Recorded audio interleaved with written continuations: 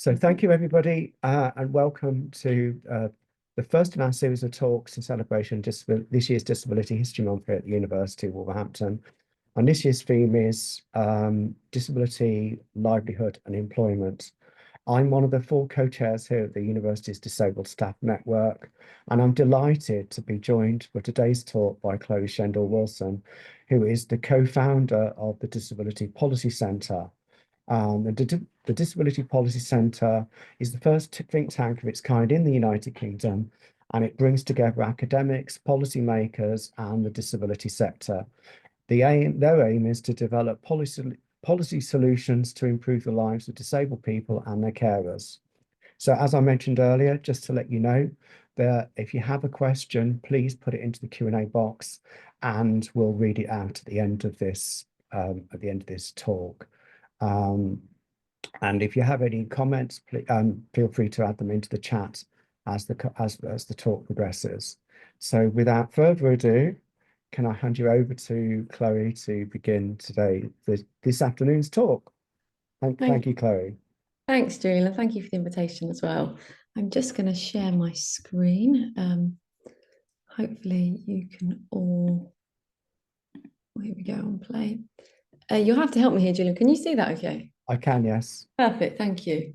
If anybody can't see it, just let us know, but I can see it. Perfect, thank you. And so thank you very much for having me, everyone, and it's nice to be here. And thank you for tuning in as well. I appreciate it's a busy time of year, and I know that everyone's sort of trying to wrap up everything before they go on break. So thank you for taking the time to join us. I'm here to talk about breaking down barriers for disabled staff in higher education. And this is sort of off the back of the fact that, one, it is Disability History Month, and also yesterday was the UN sort of International Day for Disabled People as well. So it's a big celebration around recognising the rights and drawing attention to the fact that we still have a long way to go in terms of making progress for disabled people and those with long-term health conditions as well.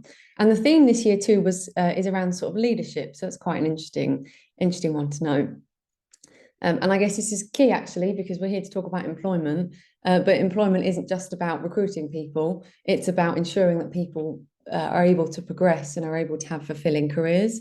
And sort of too often what is found is that disabled people are often sort of underrepresented at the top of organisations in leadership roles, governance, management. So hopefully this gets you thinking as well about things that you might be able to take away from today. So as Julian sort of really eloquently put, we are a think tank, and we launched 3 years ago. We celebrated our 3rd birthday yesterday.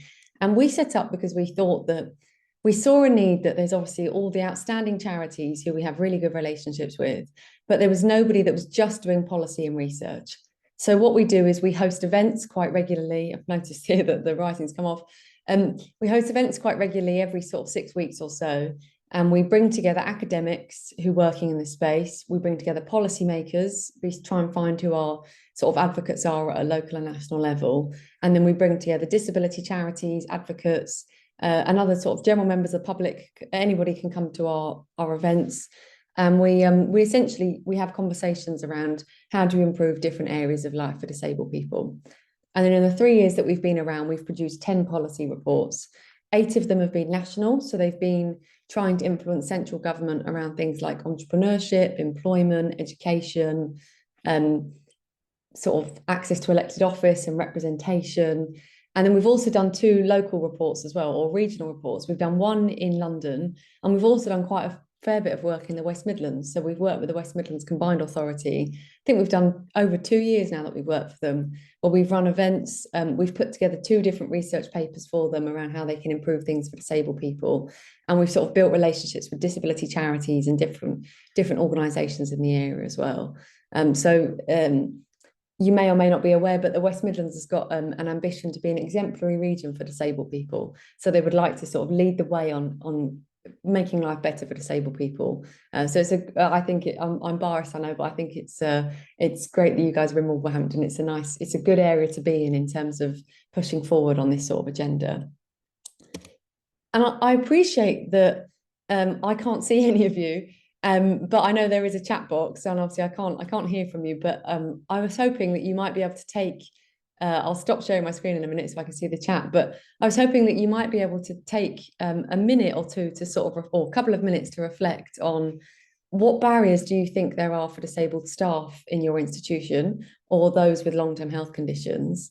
And then also for those who are in sort of areas, leadership positions or management positions, what are the challenges to be able to create an environment that can overcome those barriers? So I think we'll give it sort of maybe 2 minutes of sort of quiet reflection if you're happy to think amongst yourselves, and then we'll start just putting things into the chat and we'll read a couple of the answers out. But it'd be really good just if you could think on those two questions. What are the barriers for disabled staff? And then also, why aren't they always overcome? What are the barriers in actually trying to overcome those barriers in themselves?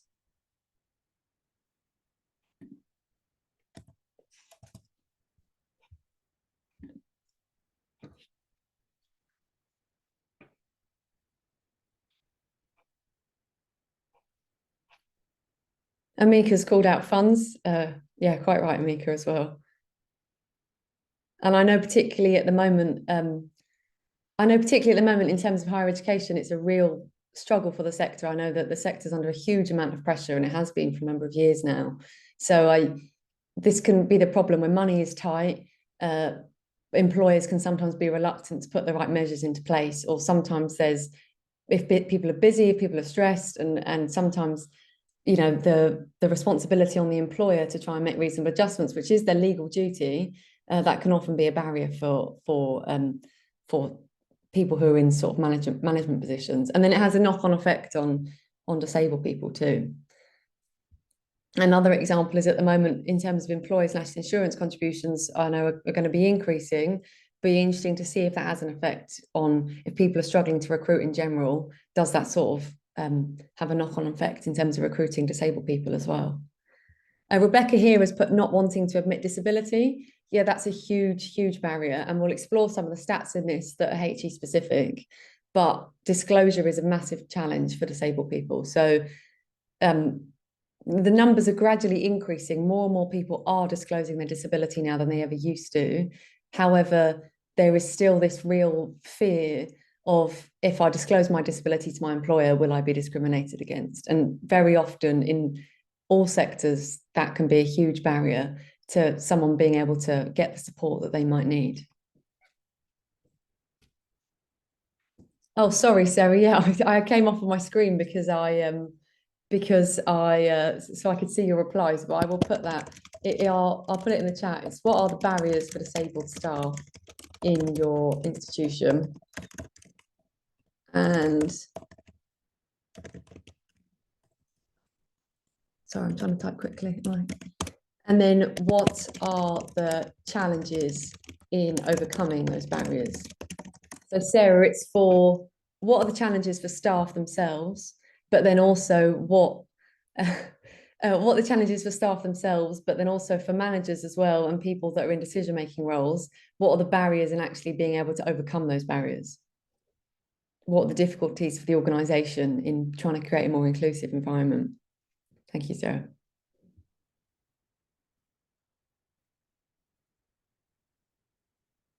Courtney's put here indirect discrimination and fear of reprisal if making a complaint.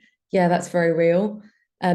We actually find this is a huge challenge for disability in general, but unless there's already a case study or unless someone's already been the first one to do it, if a disabled person is discriminated against, it could be by their employer, it could be by a travel company, it could be by their local council. If their legal requirements are not met, it's very difficult, unless someone's prepared to act pro bono, or unless someone is able to recruit a lawyer, it's very difficult to be able to overcome those. And just as you said, if you complain, there's always a fear that maybe you might be dismissed.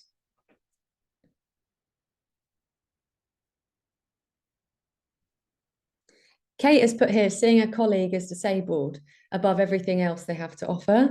And yeah, I guess that goes back to sort of discrimination and sort of attitudes around disclosing. That can very much be the case. And I think there's also, in all sectors, there's a fear maybe that that's all people see. And that can obviously be a good thing, if that's something that if you want to build your career on challenging those misconceptions, then obviously that plays a role. However, sometimes people can like lots of protected characteristics, some people can, like I'm not that young anymore, but sometimes I can worry that people just see a young woman, or people just see, certain characteristics about you, and sort of getting over that hurdle can be very difficult. And Sarah's also put lack of consideration for sensory sensitivities when designing the workplace. Thank you. You've all come up with some great answers. And Sarah's put again here, I guess on the management point of view, Sarah's put unnecessarily complex processes or unclear policies can prevent managers advocating effectively for their staff. And I guess this is something that we will get onto as well. But a huge part of the process is also making things easy for employers, or not making things unnecessarily difficult for employers, so that they can be able to recruit and retain the best staff. And just a final one, a final two actually. Karen has put flexibility, which again is key. And the world has changed hugely. And a lot of us, obviously, we're all here today remotely, which wouldn't have happened sort of 5 years ago. The world has changed hugely, and it's making sure that has a huge benefit to disabled people being able to work flexibly, as well as carers as well. But quite often in some organisations, the culture has gone back to being that, that's not the appropriate way to work. And there's still some managers that want their people. I know this isn't really in HE, but some managers that say that they want their staff to work 5 days a week, always in the office. And if you have maybe a fluctuating condition, of energy limiting condition, or you have mobility issues, that can be really difficult. Transport really feeds into that. So if transport is inaccessible, then that makes it a huge challenge of people being able to get to work physically as well. And then Sharon's also put, I guess this is from the employer side too, and this is something we hear a lot, is poor understanding of disability and what is reasonable in reasonable adjustments. I can't remember what piece of research we were doing, but we've been doing a piece of research recently, and that came up quite frequently of some employers didn't know like what class is being reasonable, and sometimes they just didn't know what they should even be putting into place. And yeah, there's a huge sort of grey area there as well. Debbie's put fear of being misunderstood, and Kevin has put possibility of being stigmatized if you declare your disability, lack of support for disabled staff and students, working environments assigned by able-bodied, for able-bodied, disabled not involved in any way in the design of the buildings. And that leads us on actually to our next question. And I'm not sure, I don't think anyone can put their hands up here. But so maybe we'll just say yes or no. But Julian, correct me if there's a different way of doing it. But I just wanted to ask, does anybody know what the social model of disability is? Has anybody heard of that, or do they have a good understanding of that? And I'd just be keen, it's not a test, I was just keen to know who has and who hasn't. Oh, brilliant, everyone has, it's great. Lots of people have anyway. Kevin, Vanilla, Jean, Sarah, Sharon. Okay, brilliant. It's really mixed, actually. I've done lots of these for different organisations, and it's really interesting to see who. Sometimes I assume that everyone does know, and then I'm quite taken aback. So it's great to hear that there's obviously something that a lot of you are aware of. So I will quickly share my screen again. And Julian, can you see that okay? Yes, I can say that fine. Thanks, Chloe. Perfect. And just to say, if it makes things easier for you, I'm happy to read any comments and questions out. Okay, nice. Thank you, Julian. Okay. Hopefully you can all see this okay now. So just to move on to the social versus the medical model of disability. I know lots of you have a good understanding of this already, but for those of you who don't, the medical model of disability is essentially putting the disabled person at the centre and saying that they have a problem, they have a disability or an impairment, and therefore the solution is to provide that disabled person with what they need to be able to get by in today's world. And obviously there is obviously medical advancements are key, and that's important. That's not knocking that at all. But it very much says that this is a society that we live in, and you need to do what you need to do to fit into it. And we've done a lot of research on employment, over the years, and we've also held several events, particularly for for the regional work that we've done, we sort of spoke about employment a lot with the roundtables that we did with lots of disabled people and disability charities. And that came up a lot, particularly in employment, that still the emphasis seems to be, this is the working environment, and we need to try and find a way in which the disabled person can fit into that environment. So some of the measures, obviously, that have also been fantastic, and I'm not knocking them, but things like access to work or other sort of areas have been around how do you give the disabled person a support to be able to fit into that environment, sort of making them the problem. Really, they're the person that needs the help, and it justifies not changing anything about the environment that might need to be fixed to be more inclusive. So the social model of disability came about by some academics in the 1980s. One of them was at Leeds University, Colin Barnes. And that basically says that it is the society that disables people. So someone might have a disability or an impairment, but there is no reason why they shouldn't be able to live a life like everybody else, whether that's getting a job, whether that's getting a good education, whether that's getting about by public transport accessibly. But actually, we have a very poorly designed society that is inaccessible for disabled people.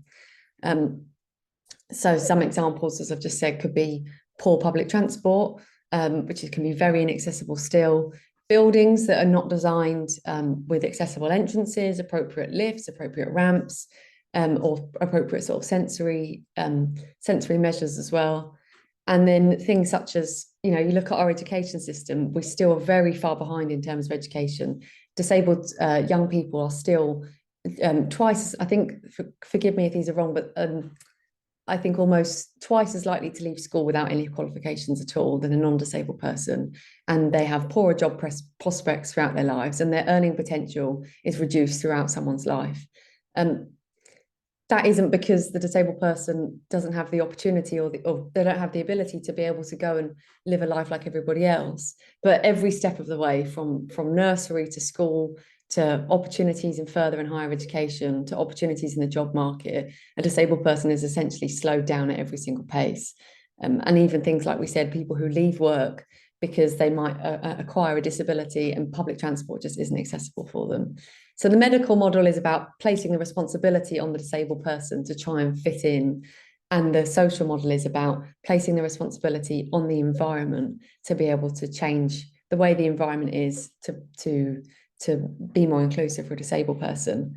And at the Disability Policy Centre as well, we sort of obviously we follow the model of the social model. So all of our research is all about how do you change X system to be able to make it more inclusive, and then hopefully that benefits everybody.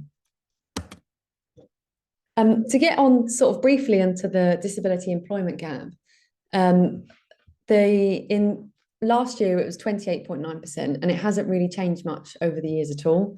There was a feeling that during the pandemic that it was going to get better, and that maybe flexible and remote working would improve things. And the number of disabled people in work is slowly starting to increase, but the employment rate has remained at the same level. And so it's not known whether more people are feeling comfortable in disclosing their disability, whether there are more people entering or there are actually more people entering the workforce. So it's really unclear as to why the statistics are the way they are, whether people are disclosing, they feel more comfortable over time in talking about their disability, whether really are more disabled people entering the workforce. Or also, we all know, I know it's on the news a lot, that the sort of economic inactivity rate is incredibly high at the moment. I think it's 2.8 million is the number at the moment. And I actually saw on the news the other day that it's 25% of the people in Manchester are classing into that bracket. So it's really on the rise, and I think we're all obviously aware of that. But for disabled people, that was 42% of disabled people in 2023, and only 14% of non-disabled people. So these issues that we talk about, like economic inactivity, where people are not employed, but they're also not looking for work, that is, we know that is a disability problem. And again, that's not the responsibility necessarily of a disabled person. People are stuck between a welfare system which is brutal and can be very punishing, and also can be very trapping, and then also environments and workplaces that can be very inaccessible for people. And I can see, Julian, I can see something's been put in the chat. Is that a question or? Sorry, try not to cough. Oh, sorry. Is yes. Somebody's also said there's also an issue of disabled learners being segregated into special schools rather than included in mainstream schools. Yes. Yeah, and that's huge as well, particularly at the beginning of someone's life. Even last night, so I went to an event last night around sport by the Charity Activity Alliance, and there was a gentleman there who's quite past retirement age, and he said that when he was at school, basically he was we didn't know his words were like we didn't know we were all in our group, we didn't know any non-disabled people, the only people that we knew were disabled people, and then they sort of continued to be segregated from society like that. And we kind of believe in choice at the Disability Policy Centre. Through the research that we've done, there are some parents that we speak to that say they would prefer to send their child to a specialist school, and I think every parent has that right to be able to choose what they think is best for their child. But yeah, very much, particularly under the last government, the reforms that came out seemed to be that the solution was to increase special school places, which obviously has its, that's a good thing too, if that's what people want. But there are real issues in mainstream education. And the report that we put out, an education report 2 years ago now, and I FOI'd every single local authority across the country that was responsible for SEND. And in some of them, 100% of the students that they had in pupil referral units, so the kids that they've kicked out of school, they knew that they were disabled. So they weren't even the ones that were undiagnosed, that had dyslexia or dyspraxia or ADHD or autism that was missed. These were people that, these were students that they had on record as knowing that they had a disability. They were still made up, in some cases, they still made up 100% of the pupils that had been put into pupil referral units. So yeah, special schools is getting education right is a real problem. Creating real choice so that mainstream education is suitable for people with, no matter what their disability is. Parents should have the ability to be able to send their children to any school they wish. But unfortunately, that isn't the case at the moment. So these problems start really early on, and sometimes it's almost impossible to catch up. Here we go. So just to move on quickly, specifically around HE, these are just some stats here. I won't go through all of them, but actually saying that I probably will. But just to run through it. So out of, and I got this, you can see the link at the bottom. I can send all of these round. But this is from the HESA. And out of 240,000 staff, academic staff in the UK at that time, 6.3% of them had a known disability. 81.8% of them had no known disability. And as you can see, nearly 12% of them were in that unknown status. So 28,605 people, people didn't know one way or the other whether they had a disability or not. And I think that gives quite a good indication as to how widespread the issue is around disclosure, whether that's just a lack of data and people are not collecting the data, or whether that is the amount of people that are not prepared to tell anybody that they have that they potentially have a disability in the workplace is huge. And the most common disabilities that staff reported to have were learning differences, so dyslexia, dyspraxia, ADHD, long-term illnesses or health conditions such as cancer, HIV, diabetes, heart disease, epilepsy, and then also mental health conditions such as depression, schizophrenia, or anxiety. And just to say as well, in terms of the conversation around disability, under the Equality Act, mental health conditions obviously class as disabilities under the Equality Act. And it's really up to, well, the way we see it is it's really up to an individual how they would choose to identify. So some people might have some of these conditions and not choose to call themselves disabled, and that's completely their choice, and they're right, and others may do. But under the Equality Act, a disability is any health condition or impairment that stops you from being able to live your day-to-day life. So whether it affects you in, if it affects you in your day-to-day life, it's classed as a disability. And Julian, were there any questions? So I can't see either. Were there any questions there or anything to? It wasn't so much a question, it was a comment from Courtney, Okay, which is basically a follow-up to what you were talking about earlier about the difference between mainstream education and special needs education. And it's I'll tweet it out and says like, and if student pupils are in mainstream schools, they may still not get what they need. My students with additional needs have to request the extensions as an institution are required to give them.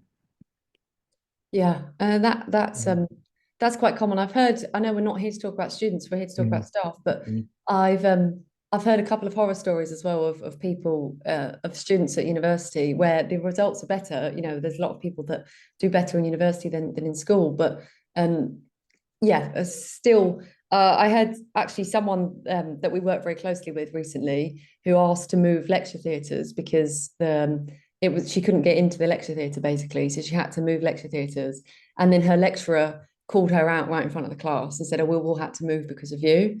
So when things like that happen, that creates a real environment of people not, and I know that's obviously just one case out of many excellent staff. But this is really important that this sort of attitude is being able to filter down, is able to be across the whole institution, because it matters for your students as well, those that are disabled. And I know we're not here to talk about that, but we're always happy to come back. We have a piece of work around disabled students too that we're always, obviously, Julia, more than happy to come back and talk about that. One other comment that somebody's put as well, which is in relation to the figures you've just shown, which is, do these figures cover professional academic related staff, I or is it believe just so, yeah. academic staff? Oh, Mm. I'll have to go back and have a look and I can Mm. clarify. But I'm pretty sure there were professional academic staff on there. But I think that stat might be academic staff. But I will go back. It was HESA data. I will go back. It was a report done. I'll go back and clarify that for you. Apologies, it's been a while. So in terms of, I'm just going to quickly, I'm not going to go through all of these, but just to give you an idea here of some of the legislation that's been put into place by government over the years. You've got the Access to Work scheme, which goes all the way back to 1994, where disabled people are able to request money from the government to be able to support them in doing a job. So I think it's a great intervention of people if they need to take taxis to work, for example, because they can't travel by public transport, if people need a particular computer or a particular piece of technology to be able to do their job, there are government grants that are able to support that. Lots of issues still. The waiting times are very slow. Not enough employers know about it. But, in principle, I think it's a good idea. Then other ideas like the Disability Confidence Scheme. And then just so you probably all know, the Disability Confidence Scheme is a way for employers to demonstrate that they're being accessible for disabled people. Again, it has lots of criticisms too. There was evidence that came out recently suggesting that it doesn't actually have any impact on whether an employer recruits more disabled staff or not. And unfortunately, like some of these things, there's always a concern by people that are they just a tick box exercise, or are they going to make a real difference? Just a couple to highlight are obviously the Employment Relations Bill came in last year, as did the Carers Leave Act. So following on from the pandemic, there have been some measures that have been put into place now legally to improve flexible working, one for disabled people and also for carers as well. And I think that's really important to acknowledge that the sort of carers element is also really, really key, allowing people to be able to take time off or to work flexibly for their caring responsibilities as well. And the government did bring in a health and disability white paper last year too, as well as the Buckland Review into Autism and Employment. That was really well received by the sector, the review by the member or ex-member of Parliament, Robert Buckland. And there's something at the moment called the Lilac Review into Entrepreneurship, which is a government-led review around how to support disabled people who want to be entrepreneurs and ensure that money is available to them and the right support and things like that. And the most recent, obviously, and the first one that we've had under the new government, who obviously just a couple of months old, is the Get Britain Working white paper, which has just come out I think it came out last week. I think it was time feels, it feels like it was ages ago now, but I'm pretty sure it only came out about 10 days ago, which was basically the government laying out their plans for the next couple of years and what they want to do. So before we get on to recommendations, I'm just going to quickly talk through some of those. The Get Britain Working white paper, as I said, came out 10 days ago or around 10 days ago. And it's basically the government laying out what they believe needs to be done over this parliament to be able to improve things for disabled people in employment. And it was said that the benefit system is a major barrier, and that they want to change this. So that's obviously a real positive. But one of them was scaling up and deepening the contribution of the NHS. I can't move this So I can't move my, let me try here quickly. Sorry, I can't move this. There we go. Let's try again. Doesn't make any difference. So I'm trying to get my face out of the way. There we go. So one of them was, sorry, I'll have to change that later. So I'll just talk through it. So one of them was scaling up and deepening the contribution of the NHS and the wider health system.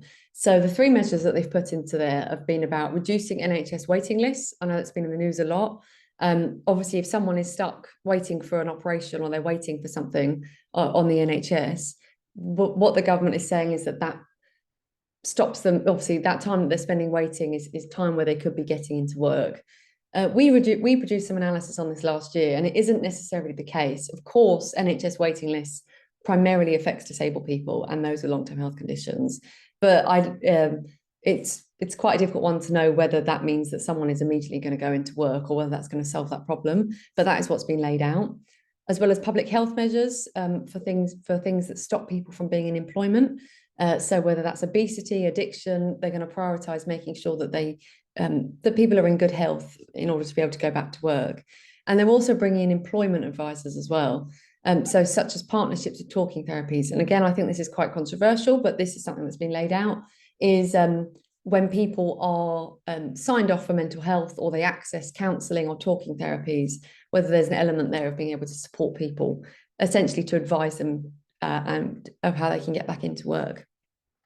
Backing local areas to shape an effective work, health and skills offer for local people, with mayoral authorities leading the way in this. And I wanted to note this too, because the West Midlands Combined Authority has been selected as one of these regions. So they've been selected as a trailblazer region, where the government is basically going to test some of their ideas in order to reduce economic inactivity. So if this is something that you're interested in, obviously you're perfectly positioned in Wolverhampton. If this is something you're interested in, I would see, I don't know what sort of avenues you use for that sort of local and regional work, but it's quite an exciting opportunity for you in Wolverhampton that the government is trying to trial some new measures, and there's potentially really good opportunities for academics to be able to be involved in that. Delivering a youth guarantee so that all 18 to 21-year-olds in England have access to education, training, or help to find a job and an apprenticeship. This doesn't seem like it's disability focused, but as initially when you at first glance, but as we said, a lot of young people that are out of work are struggling with mental health conditions. So they may be out of work due to things like depression or anxiety. And so even though this might not seem like it's disability focused to be able to get more and more young people into work, there is a sort of angle there that if people are able to break those barriers down or create more inclusive workplaces, hopefully that will improve things for disabled people in the long run as well. And then creating a new jobs and careers service. I read through this. This is essentially there's cross-party consensus now for reforming the welfare system. So the last government, the paper that they brought out, was all about the fact that the benefit system tries to get people to prove their disability. So that's still really common, of people feeling like and I've read through some of the way that people are assessed, and essentially it feels like the DWP is trying to catch you out, that you're trying to prove that you're disabled enough to get the benefits that you're claiming for. And the last government did say that they wanted to do more to try and change that.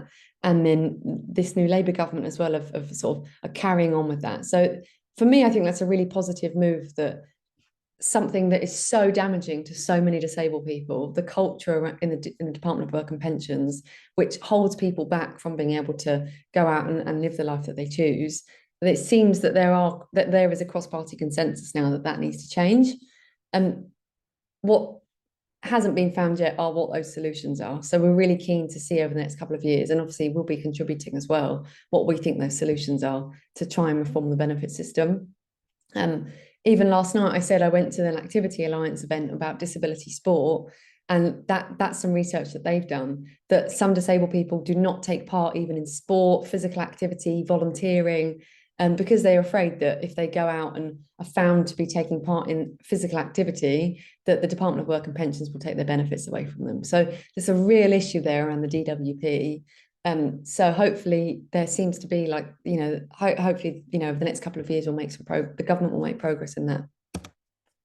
And then finally, the last point on that was they're going to launch an independent review of the role of UK employers to promote healthy and inclusive workplaces. And as we've spoken about, and I guess this is why we're here too, um, government intervention is only half the battle. Obviously, getting the welfare system right is crucial. Getting transport right is crucial. But if employers are not hiring disabled people and they are not giving disabled people what they need to progress through an organisation, then we're only halfway there. So the real key, and this was put in their white paper, is how do you get employers to be able to to have inclusive workplaces? And I'll just finish, or I'll move on to the next section in a second. But again, this is what we found time and time again when we've done research into employment, is disabled people tell us that they're essentially stuck between an inflexible welfare system and inflexible employers. So someone might want to go to work, they might want to go out and get a full-time job or part-time job. But there's a fear of, I could take that leap of faith, lose the support that I rely on at the moment, go into a new job, and then my employer might discriminate against me, or they might not understand the fact that I need a certain number of days off to be able to go to my medical appointments, or I might have to start a little bit later and work a little bit more flexibly. My employer just might not understand the things that I need as a disabled person. And then I'll have to go back to square one, go back to the Department of Work and Pensions, who will tell me, well, you've proven that you can work now, so go out and get a job. So a lot of disabled people that we've spoken to in our research essentially just say, in the end, I just give up. I don't want to take that risk. I'll just stick to what I'm doing at the moment, because I'm taking too much of a gamble in trying to go and get employment. And I think, Julian, I'll take, if there's one or two comments, and I'll just move on to briefly onto the next section. Yeah, there's there was a comment about the information you showed earlier about the figures around sort of like staff in education, and one of the comments was, how was the data collected? Yeah, so I will send, if it works for you, Julian, I'll send it to you afterwards. It's Sure. not my data, it's data that I found, so I can send you that report so that you can have a look. I'm just noting that down. Were there any other? Yeah, and there's quite a few comments around access to work, in particular around the delays in applications being processed, and how many months people wait before they actually get confirmation of their support packages. And also a general, which I feel is quite a common issue, is that there's not a lot of employers seem to actually know about access to work, which also is part of the problem. Yeah, of course. And we heard someone tell us once that they were actually told by the Department of Work and Pensions that it's their best kept secret. So if it feels like not enough employers are aware of it. And then, like you said, even at the beginning, if people are waiting too long for their reasonable adjustments to be put into place, then it can be it can make sure that it can result in someone leaving the workforce altogether. But yeah, they're excellent points. I'm glad that, not glad, but it's I'm glad that there's an awareness of these sort of issues within the organisation as well, because they are national. We hear at them again and again. And then we released a paper which we released about 6 weeks ago, just before the budget. We had an event in Parliament last week around it. We did some analysis of the ONS data. So we looked at all of the data that's out there nationally. And Aaron, one of our researchers, he found that 38 billion is lost to the Treasury every single year from not supporting disabled people and also carers into work. And we put sort of three initial measures that we thought would work. That the government could super deduct occupational health. So as we've spoken about, if employers need to bring in different measures for disabled people, different reasonable adjustments, technologies, adjusting desks and chairs and whatever it might be, or giving someone a bit more support, we think that there should be tax incentives to essentially write off the cost for employers. And also we suggested that national insurance, employers should be exempt from national insurance if employers' national insurance, if they hire someone that's been out of work for more than 6 to 8 months. We think that's a good way of trying to incentivize people, or trying to incentivize employers to do more. And then also we made a suggestion around social outcomes contracts, which are being used quite a lot in the charity sector to be able to drive reforms. So we thought that the welfare system should be essentially, the DWP should change the way it behaves at the moment, where essentially they're trying to either stop people from being on welfare or being quite harsh. but actually being able to create a sort of co-production method of working. And if they if they introduce measures that actually support people and the disabled person feels that they are supported, then that sort of drives the funding model. But again, I'll send you our paper. And we called it Plugging the Fiscal Black Hole because obviously there's been a lot of talk around having a £22 billion black hole. And in the data that we analysed, we found that the government could potentially raise about 20 billion by the end of the Parliament if they put these things into place. But I'll send you the details of that too. So I'm just going to quickly talk. I like to get an opportunity to involve people again, but I'm just going to quickly talk about some ideas of things that you could do. Sounds like a lot of you are already doing this, but ensuring that your sort of recruitment processes and applications are accessible. Really basic stuff like making sure that you've got job applications available in alternative formats. So do you have audio options? Do you have easy read options? Do you have things like Braille or large print and BSL? Like, how is your communications at the university? Can people request these sorts of formats? And then it creates an environment from the outset that you are an inclusive employer if someone feels that they can ask you for these things, or if you make it obvious. And also encouraging disclosure from the application stage. So obviously you can't pressure anyone into doing it, but again, creating an environment of when someone applies for a job, do you ask them if they need reasonable adjustments? Do you ask them if they need extra support? Sort of ensuring that you're showing that you're an inclusive organisation from the beginning. And it isn't really rocket science. It's just around your communications. It's around sort of ensuring that you're making that offer from the beginning and that your communications are really accessible as well, that someone who is deaf can access BSL version of your documents, or someone that's got a visual impairment can access things like audio descriptions or sort of large print documents too. I get it quite a lot. I get people that say to me, oh, can you send me that report, but I require Arial 12 in bold, double spaced. And I think maybe that's because we're a disability organisation, but I feel that people can ask us for those kind of things quite regularly, but maybe lots of other organisations, it's not obvious at the outset that someone can ask for maybe the adjustments that they need. We've spoken about access to work. Again, discussed that early on. It should be something that's discussed sort of on either job interview or someone receiving an offer. Make sure you can put that process in as early as possible so that when someone starts, they have the right equipment on time. And again, in a university, it's about getting the basics right. I know I've worked in higher education myself, and I remember the thing that came up the most was not the most difficult it wasn't always the most difficult adjustments that needed putting into place. It was just because students their timetables, and we all know it, like students would talk about their timetables haven't been out on time, or the lecture theatres weren't right, or whatever it might be, which we all sort of struggle with. But if you can't get the basics right, then it can make things very difficult for people if they need things on top of that. And as I shared, I know it's only one anecdote, but we hear it a lot of people, students that can be discriminated against in their institutions, and it's about that culture overall and making sure that it is an inclusive culture as a university. Working proactively with your staff networks. We've got some really good examples in local authorities where staff networks essentially are able to drive change. They're able to change recruitment processes, change employment practices, work directly with HR, and the outcomes have been better for staff. So if your knowledge base and your experts by experience are in your staff disability network, make sure that you work with them on different changes that you might be making on your recruitment practices and on other issues as well. They are a huge source of, it's important to value people's time and acknowledge that they're often not paid, of course, for the work that they're doing.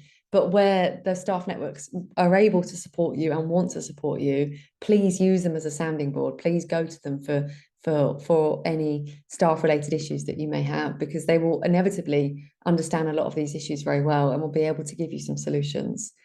Anything that you sign up to, whether that's sort of legal requirements or whether that's things like disability confident, don't just tick the box. Don't just do the basics that you need to do. Think about how you can excel and how you can go past those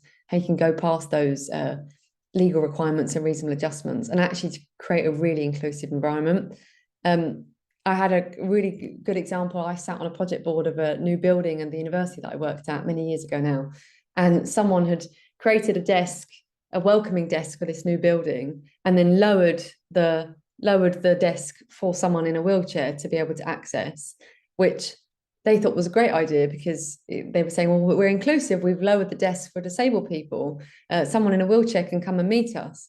And then someone in the office pointed out, or in the meeting pointed out, why did you not just make the whole desk low? Like, you've immediately singled out the person in the wheelchair, thinking that you're doing some good or meeting your requirements, but you've immediately just created a two-tier welcome desk. There was no reason why you couldn't have just made the whole desk lower.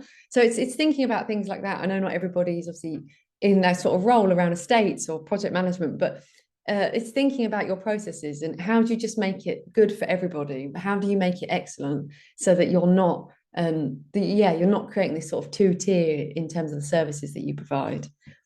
And also supporting and encouraging flexible working for all. As we said before, this has been a real, even the fact that we're all here virtually now, has been a real game changer for disabled people and also for carers as well. And it's about ensuring that staff know that not only can they work like that, but it's also encouraged. I was an unpaid carer for a couple of years for a family member. And it was the last time that I was employed, obviously, before I set the Disability Policy Centre up and I sort of work for myself now. But it was the last time I was employed, and I took a morning off to accompany my family member to an appointment. And obviously, my manager was fine with that. Obviously, I'd cleared it with them, and they were very encouraging. But I never forget walking into the office that morning at lunchtime, or let's say 11 o'clock, and just feeling this sort of attitude from everybody that I was sort of skiving. And I know it's different in HE, and I know that you are much more flexible anyway.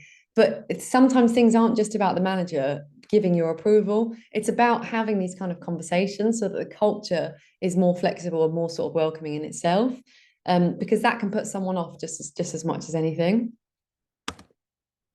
And we've got about 10 minutes left. So I just wanted to ask, give you a couple of minutes to have a think, but what do you think would enable Wolverhampton to be a truly accessible employer? And what do you think that you need in order to be able to do that? So I guess, what are you going to take away from today's session? What do you think needs to be done? And what do you need? What kind of support would you need from your bosses or other people in the institution to be able to put that into place? I can see that Kevin's put, thank you, Julian, as well. I can see that Kevin's put, being an inclusive employer needs to be more than a tick box exercise. There needs to be a culture of inclusion and accessibility.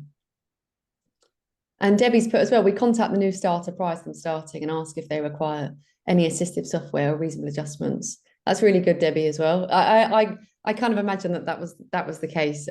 Hopefully, universities are ahead of lots of other areas of society. So I think that's a really good point. And Kevin's noted the Disability Employment Charter. I haven't actually come on to that, but that's another, it's run by an academic.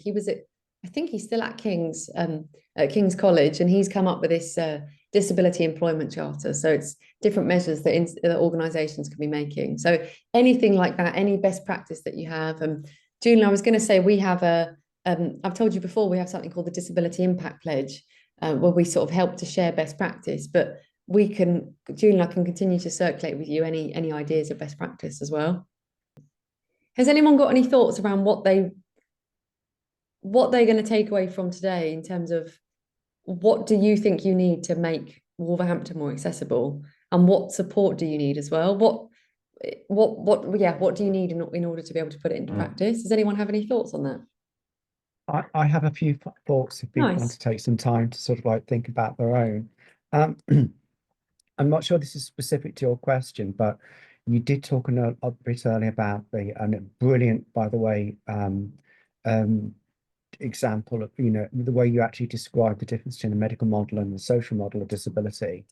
But I wonder, because here at the university, through our disabled staff network, we're implementing an affirmation-based model of disability. I don't know if you've come across that where it sort of like moves on a little bit further from the social model, because both the social model, which is a huge advancement on the medical model, to some extent, they're still very deficit focused. They take as their sort of starting point what a person can't do, whereas the affirmation model moves towards basically strengths as well as what people find challenging and barriers. And it basically, as if I can put it very succinctly, it says that the knowledge, the experience, the skills, and the expertise that you develop as a disabled person from overcoming the barriers, the many barriers and challenges you face throughout your life, empowers you. It gives you a huge amount of sort of like creative thinking. You have to be incredibly innovative. You have to be very resourceful. You're Yeah. constantly sort of like actually having to think outside the box in order to sort of like fix the problems you regularly encounter, all of which means that you have a huge number of transferable skills Yeah, that would be definitely. really, really useful in a variety of different employment situations. Yeah, absolutely. And I think as well, it's about changing that narrative, isn't it? It's around Mm. changing that narrative around yeah, seeing what people can do rather than what they can't do. And it still feels there's a lot of stigma in society still. We're still a long way. We're still, we're still a long way off from where we need to be. And also, and I suppose this does relate directly to your question. Have you come across? I mean, I have to say I came across this very recently in a conversation with an organisation called BASE, which is forgive if I remember rightly, that's the British Association of Supported Employment, about something they're pioneering or have information around, which is called job carving. Okay, yeah. Do you, Yes, is I've that heard of so? that. Yeah. Because I wonder whether that might actually be a way of enabling more uh, uh, disabled people into careers in HE. Because Yeah. obviously one of the problems that we have, as you mentioned earlier, is that in a lot of cases that we don't have the same educational experiences, and also because of it's that situation in which you don't have the experience because nobody's given you an opportunity in order to develop experience. Yeah. But with the right sort of like supportive environment, you could actually sort of like, um, actually sort of like springboard your career. Yeah, absolutely. And there is, I always think I took a little bit, I took a couple of years when I was doing my A levels, so I was sort of in and out of school for a while because I had a long-term health condition. And my teachers were amazing. They got me through it and I went off to university. And I think for all the people like me that didn't have that support from their teachers, or the people that maybe didn't have as good relationships or weren't as encouraged or supported, all of the people that just, end up falling through the barriers because they don't get the right support. So that environment is so crucial. And the universities have such a key role to play in that. Hmm. And Kevin here has put about co-production. And yeah, absolutely, that's key. It's about non-disabled people being able to remove those barriers where they're found, but it's about really being led by disabled people and being led by people that have got lived experience. I'm aware that we're only 2 minutes to 3 o'clock. Does anyone have any sort of other thoughts about how they think they can improve the area that they work in, or anything else? Any other questions? And Sarah's put here, I think something that could be generally helpful will be to notice and challenge ableism in the workplace where possible.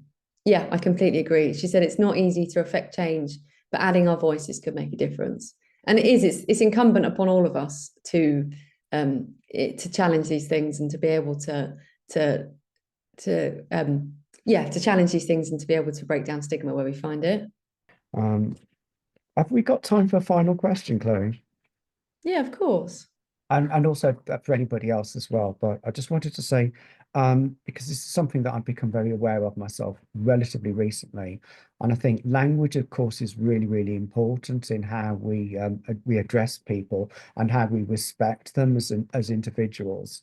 And there seems to be some conversation going on about whether to use a person first language or identity based language when it comes to defining disability and defining people who have disabilities. So I wonder what your thoughts on this are.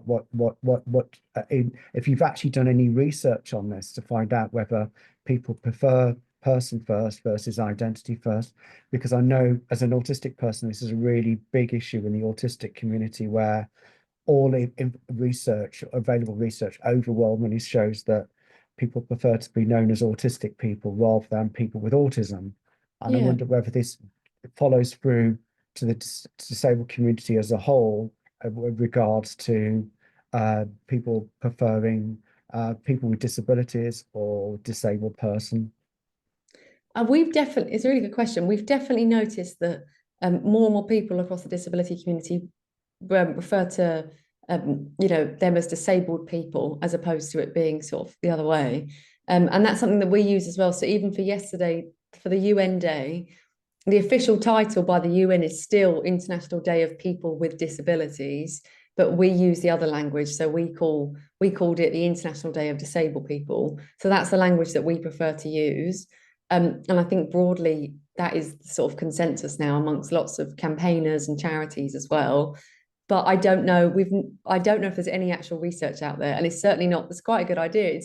It's not something we've looked into in that sense. It's a good idea for a project, Julian. It's a nice research project. But yeah, in terms of official stats around it, we're not sure. But broadly, the consensus amongst all of the charities now and all the sort of campaigners and advocates in this space is to use the term disabled people rather than people with disabilities.